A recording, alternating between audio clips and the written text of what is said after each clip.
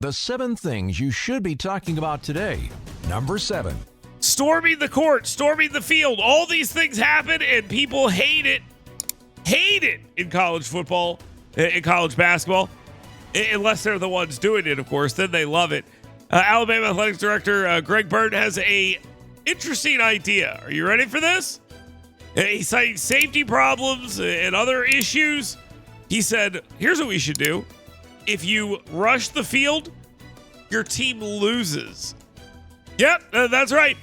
Quote, if we said to the home team, if they storm the field or the court, they're going to lose the game right then and there, that will stop it.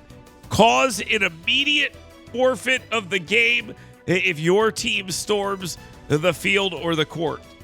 Now, let me offer something up. Next time I go to the University of Alabama, guess what I'm doing? I'm putting on some red. And when Florida loses, I'm rushing the court and the field, and boom, go Gators! Number 6. That's the right answer. The anti-religion Wisconsin-based Freedom from Religion Foundation is at it again. I think they have like a strip mall or something up in Wisconsin where they fire off all these press releases. They are now targeting the Alabama legislature after an Alabama House committee advanced a constitutional amendment that will require a vote of the people mandating the daily resuscitation of the Pledge of Allegiance and a Judeo-Christian prayer in public school. Why? The penalties for non-compliance include withholding up to 25% of state funding. The bill faced limited Democratic pushback, though State Representative Marilyn Lands, a Democrat of Madison, questioned its inclusivity, suggesting alternatives like a moment of silence instead of the prayer. I think that makes complete sense. I don't know why they're doing this. It doesn't really seem necessary to me, but okay. Number 5. Speaking of classrooms, we talked about something the Alabama legislature is doing. How about the United States Congress?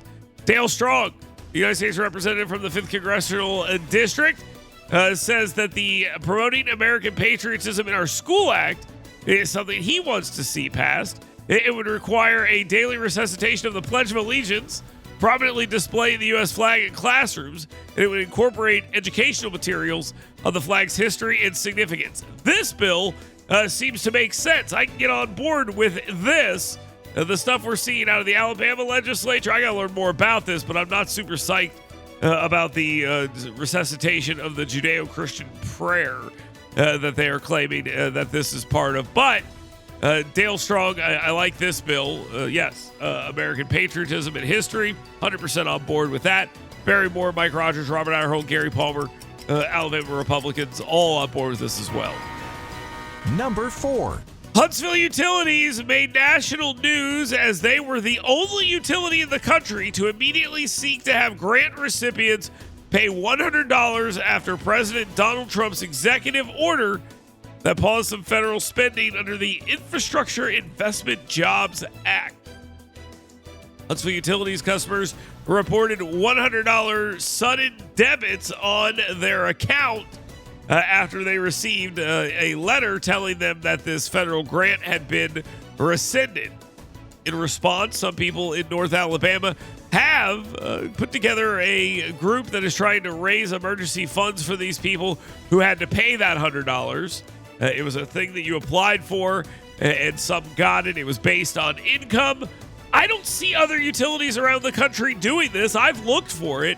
Why did Huntsville Utilities do this, and why did they do it so soon?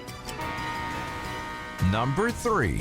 Proving that dishonesty is the key currency for modern Democrats, and they get that whole, what's going on thing. Honestly, we now have a billboard in Birmingham slamming United States Senator Katie Britt, Republican out of Montgomery, and Elon Musk over the proposed federal budget cuts that could strip $70 million in annual funding from the University of Alabama at Birmingham when they lower the overhead that is allowed for these federal research grants. Now, as I said, dishonesty is a currency for them. They suggest in these billboards that Elon Musk was throwing up a Nazi salute and that you need to call Katie Britt and tell her to stop these cuts. Well, Katie Britt's already spoken out about her concerns on this, And she says, look, we need efficient spending and support for health research. She says you could do both, but the individuals who are doing this are being rather dishonest because that's what they do. Number 2. Alabama senators passed 3 different bills targeting illegal immigrants in the Alabama State Senate. They require law enforcement to collect DNA and fingerprints from individuals suspected of being unlawfully present in the United States. They allow time to verify immigration status for those charged with crimes, and it invalidates out-of-state driver's licenses issued without proof of lawful United States citizenship. That third one, how are you going to know? You know, I don't disagree with this. I just don't understand how you know about this. When someone gets pulled over, it's like, oh, that's a issue without proper checking of your citizenship. I don't know. The fee on international wire transfers has moved forward as well. I raised my concerns about that one in the past. And now time for the number 1 thing you should be talking about today. United States Representative Mike Rogers has voiced his support for President Donald Trump's plan to move 100,000 federal jobs out of Washington, D.C., arguing that it will help drain the swamp and align agency leadership with the, quote, real world, end quote, beyond the Capitol's culture. And I think that that's probably a very, very good thing. In the conversation that we had with Mike Rogers, he also noted very clearly that his concern for missile defense and NASA and other things in North Alabama and Alabama as a whole was minimal. The question was, are there going to be mass cuts across the missile defense agencies and national security agencies? And his answer was no.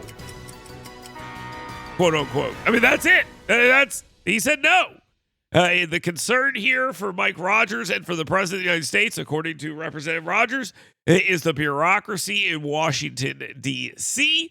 The Department of Government Efficiency is ripping its way through the federal government, finding inefficiency and waste. They're spearheading that particular effort.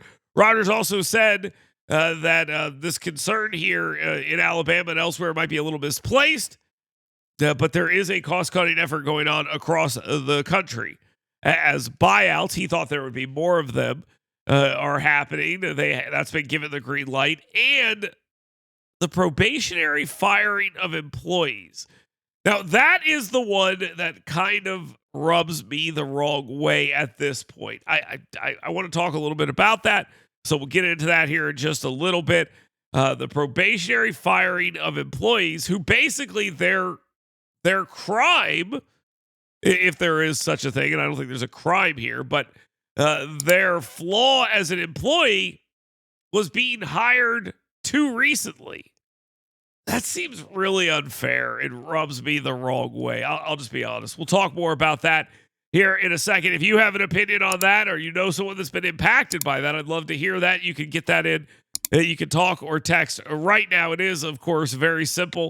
205-545-9950. You can talk, you can text, you can get it in there, you can pick up the phone or text it in. It is, of course, very simple to do just that. The conversation continues right here. I am Dale Jackson. This is the fastest hour of radio anywhere on your radio dial. You're listening to News and Views with Dale Jackson.